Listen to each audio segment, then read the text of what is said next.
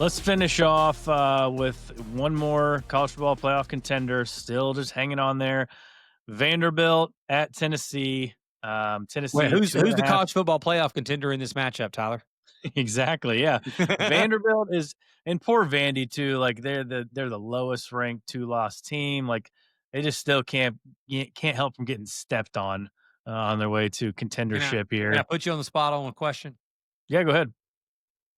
If they're running around with beautiful burnt orange and white unis with longhorns on the side of their helmets and same resume that Yep. they've got right now, obviously Texas can't beat Texas, but still, like if their name was Texas and they had those uniforms on and same situation, same resume, do you think they'd be the lowest ranked little 2-loss team, whatever you're talking about, of the teams trying to get into the playoffs right now?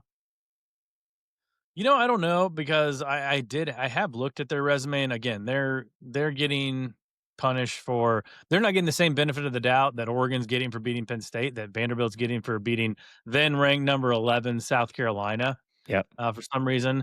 Um, yeah, or 10 number 10 LSU when they were number 10, right? Yep. When they went to Vanderbilt, or 15 Missouri. None of those teams are ranked right now. And again, it's the committee picking and choosing who they favor, and they're going to mention all that stuff for Oregon and not for Vanderbilt. They do have some solid wins.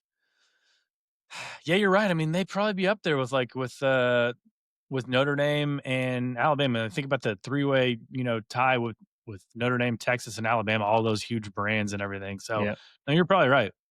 Yeah, the problem with that is obviously it's one of those teams you just named beat them I think by 11 or 12 points in Tuscaloosa. I was at that game actually, but Yep. that was a little closer game than what the score indicated, Oh honestly. no, they beat them by 16 because they covered on the last second play. That's true. That's true. Yeah. Yeah, that's true. Uh, but I mean, dude, this would be Diego Pavi. Dude, it's hard to say this because he's accomplished so much at Vandy. This would be his true Mona Lisa because he said that they were taking over the state of Tennessee and that Vandy was the team of Tennessee. And the fact that they could go into Knoxville last game of the year, and if they win this game, they will finish the season with a better record and ahead of Tennessee in the SEC standings and a possible shot at a college football playoff bid, depending on what happens around them. But to go into Knoxville, dude, I know that you know enough about the history of the SEC and all that to know that for Vandy to go into Neyland Stadium Yeah. and beat a good Tennessee team, a ranked good Tennessee team, would be just unbelievable. Hey, Tyler, I haven't gotten any on this episode. It'd be cataclysmic if Cataclysmic. they were to go into Knoxville and beat Tennessee in this matchup. Uh, if I mean, why am I even saying if? When Diego Pavia plays well in this matchup, dude, I think this is going to be again. I need to check the weather, but I think this could be an absolute just two teams getting buckets on each other, two offenses just lighting each other up. Because Vandy against the better offenses has had trouble stopping them, and Tennessee against the better offenses this year has had trouble stopping those offenses. So if we may have a shootout in Knoxville this Saturday, and dude, I know you. Dumb question. Can he get it done? Of course he can. What does Vandy have to do to beat Tennessee in Knoxville this Saturday? They've got to control the clock. They've got to take the crowd out of it.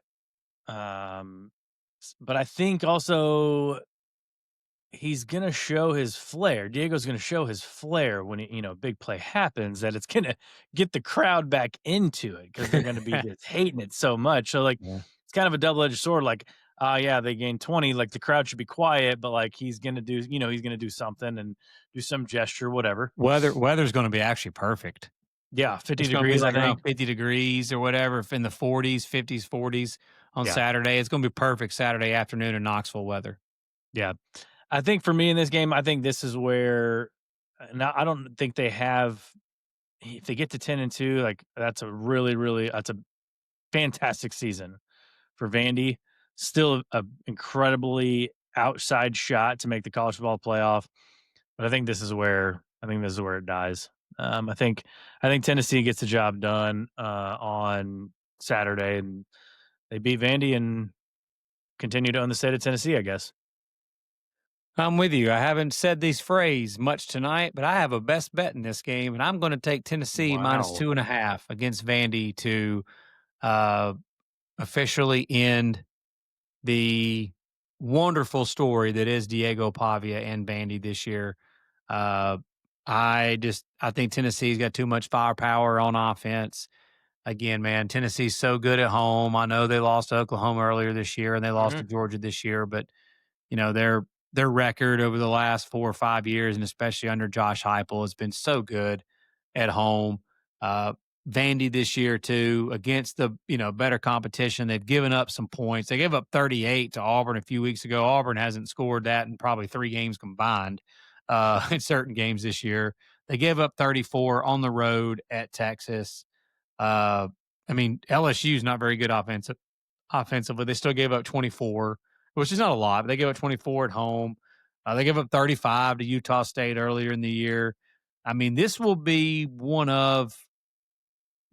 the second best offense that they have faced this year. And Yeah. considering the circumstances in Knoxville at Tennessee, like this, uh, it's not some huge robbery or anything like that because Vandy's been so booty for so long, Right. but because of the circumstances that I just can't see Josh Heupel in Tennessee allowing Vandy to come in and win this game. If anybody can do it, it is Diego Pavia. I'm not Mhm. disrespecting Diego Pavia. His story is just unbelievable and remarkable.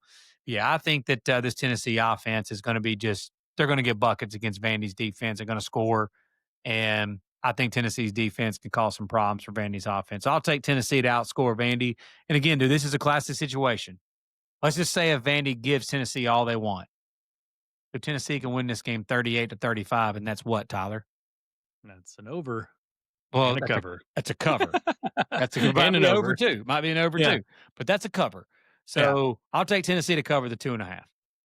Hey, guys, it's Thanksgiving week, so obviously we're very thankful for you guys tuning in with us, listening, following along. It's been a heck of a ride this season. Hope you enjoy rivalry week. We got some football on Thursday night with a little Navy Memphis.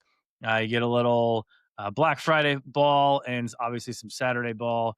And then we'll be back later on in the weekend to recap all that is rivalry week and get you ready for conference championship weekend. For Lance Barton, I'm Tyler Noe. Take care. Have a great rest of your day. Have a great Thanksgiving weekend, and we will see you next time.